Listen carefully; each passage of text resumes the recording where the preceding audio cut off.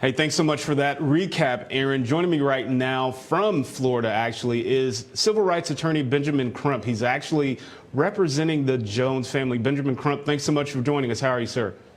Thank you. Thank you all for covering this important case. Yeah, it is very important. And listen, I have a background in law enforcement. I was in law enforcement for several years. And the problem I'm having here is when I listen to that audio of Newman Raja, I don't hear that one key word here, police. And I think Corey Jones was in fear of his life that night because he didn't know what was going on. I'll let you take it from there, sir.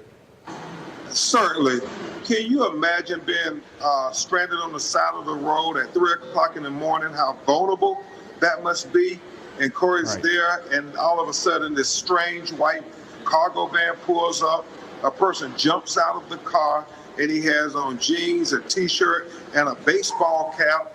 And it's 3 o'clock in the morning on the side of the road, and he confronts Corey, never identifying himself as a police officer. Corey family believes he went to his grave never knowing who this strange person was who was confronting him. And remember, Corey had a gun, but he never fired his weapon. He was running away. So that tells you the character of the person of this young man. Right. So one of the things that struck me really troubling in that audio, we can hear Corey say, "Hold on." So to me, that tells me, yes, he did not know Newman Raja was a police officer. Of course, Newman Raja attempted staying your ground. But I think in this case, Mr. Crump, Corey Jones had every right in that instant, that split second, to stand his ground. Absolutely. And you cannot get away from the elephant in the room that he was a young African-American man who had a permit to carry a gun. So why isn't the NRA standing up for him, saying, hold on, this citizen has a right to stand his ground against somebody who's confronting him who never identifies himself as a police officer? And thank God that he was on the phone with the tow truck company, and we have that recording from the company, or it would have all been as Officer Roger Newman said, and nobody would have known. Right, absolutely. It's a good thing that that audio recording is there, which of course has become very key in this trial. Now, I know you've been there with the family. What's their mindset right now? Are they hoping that Newman Raja will take the stand in this case? Well, what they're hoping for is justice.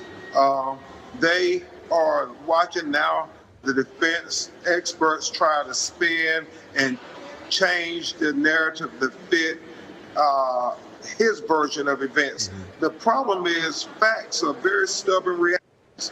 And once they're out there, it's hard to try to bend untruth to make it fit the truth. And so what you see here, especially these asinine thoughts that a person with a bullet through his heart could run a football field and a half. They want you to believe the illogical to try to convince you that he should be exonerated versus just going with common sense. And then arriving based on the evidence in the law, in your common sense, that this is a person who committed a crime and should be held accountable regardless of the fact that he is a police officer. Right. Now, you mentioned common sense, but I think what the defense is trying to do is what would a reasonable officer do if they assumed they still had an imminent threat? Because I'm sure what they're trying to say is Corey Jones was still armed. He was still a threat to the officer or the public. But you mentioned that common sense. But would it be reasonable for an officer, Newman Raja in this case, to believe Corey Jones was still a threat? I think that's where they're going.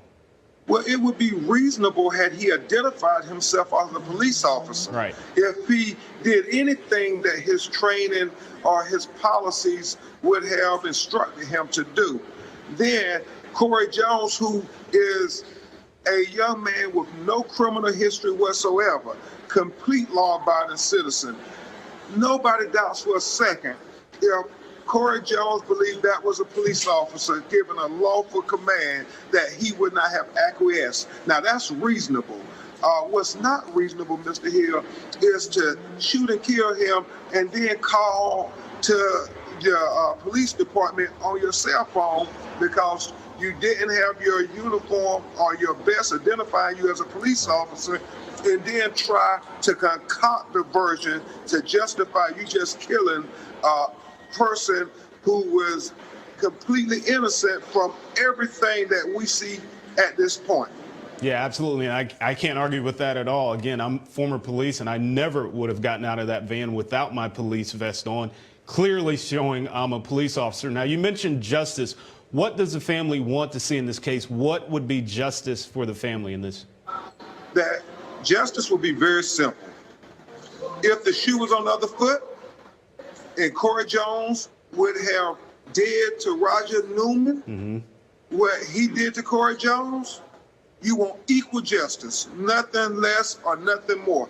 And we absolutely believe had Corey Jones killed Roger Newman, he would be on trial for murder, irrespective of the fact if he was standing his ground and shot in self-defense, not knowing who this strange white man was. Yeah, absolutely. I actually had that discussion with my in-studio guest while we were on break. I want to switch gears here. Stephon Clark, of course, prosecutors have come back and said those two officers will not be charged in shooting and killing Stephon Clark. What's your take on that, sir? It's just outrageous. Not only is Stephon Clark's family outraged, obviously many in the community there in Sacramento, California is outraged. There were protests last night. Over 80 people were arrested. We assume that the protests are going to get bigger as we get closer to March 18th, which is the one-year anniversary of the killing of Stephon Clark, who was executed in his grandmother's backyard, running away from the police officers, and all he had was a cell phone in his hand. And what's really important to know is how the DA tried to do her best to justify unnecessary, unjustifiable killing by the police. She said that it was some sort of suicide by cop. Well, that is asinine when you think he ran almost 300 yards running away from the police before he got to his grandmother's backyard. Right. And then, if you believe what she is saying, that he was trying to commit suicide by cop, then all the bullets should be in the front of Corey Jones. But we know the majority of the bullets came from his back. But she didn't talk about that in her hour-long press conference because it did not fit her narrative of exonerating these police officers of killing yet another unarmed black man in America. And so until we are going to have honest dialogue about this, where we have transparency plus accountability, we're never going to get to trust between communities of color and law enforcement, and it's so desperately needed right now.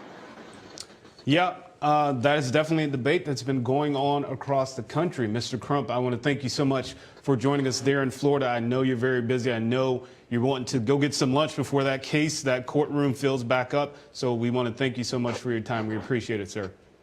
Thank you all on behalf of Corey Jones' family. Thank you. All right, appreciate it. All right, we're going to take a quick break. Again, we'll have more to come in the Newman-Raja trial. He's on trial right now for the shooting death of Corey Jones while Newman-Raja was a police officer. Stay tuned to the Law and Crime Network. We'll be right back.